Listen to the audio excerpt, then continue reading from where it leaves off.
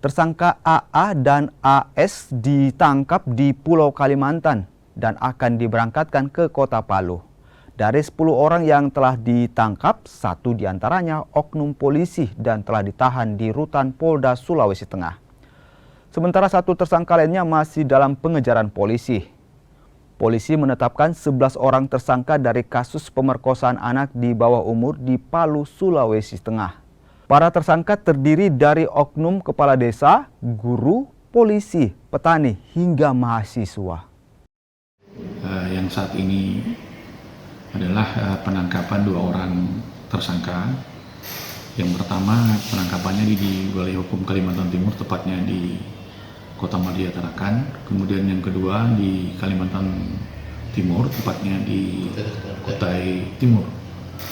Sedangkan untuk kedua tersangka sendiri saat ini berada di Balikpapan, persiapan untuk menuju ke Palu.